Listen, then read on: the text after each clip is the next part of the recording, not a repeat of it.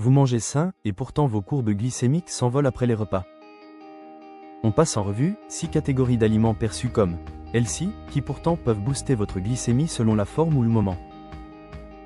Et nous verrons pour chacun une façon simple de faire mieux. Dans cette vidéo, on parle de pic post-prandio, pas de bons ou mauvais aliments. Le but est d'ajuster portions, texture et assemblage de l'assiette pour aplatir la courbe sans renoncer au plaisir.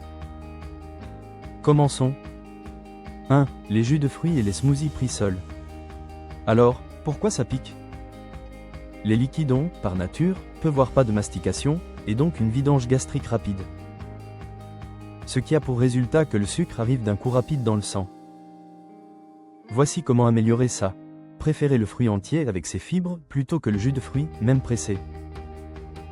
Dans le cas d'un smoothie, transformez-le en encas complet avec un yaourt riche en protéines type yaourt grec ou skyr, accompagné de graines de lin moulues et de petits fruits rouges de préférence.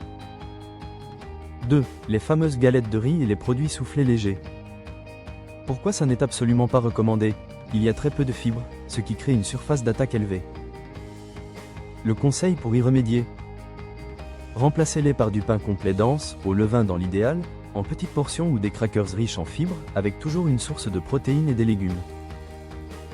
3. Les céréales fitness et les granolas nature, même fait maison.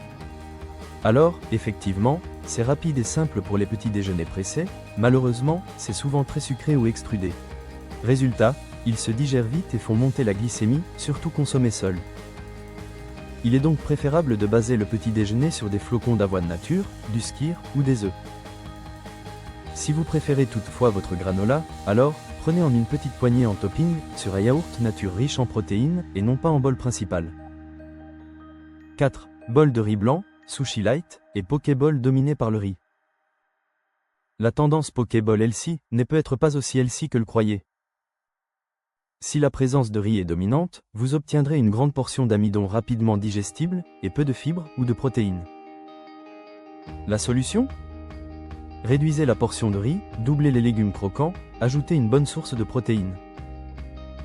Variez avec du riz complet, de l'orge ou du quinoa.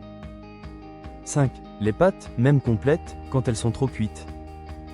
Ce qu'il faut retenir ici, c'est que plus la cuisson est longue, plus l'amidon se gélatinise et se digère vite.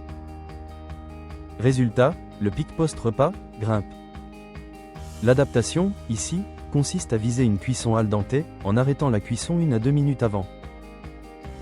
Gardez des portions contrôlées, 60 à 80 grammes secs. Remplissez la moitié de l'assiette de légumes, et ajoutez des protéines. Et lorsque c'est possible, cuisez-les en avance, puis refroidissez-les une nuit.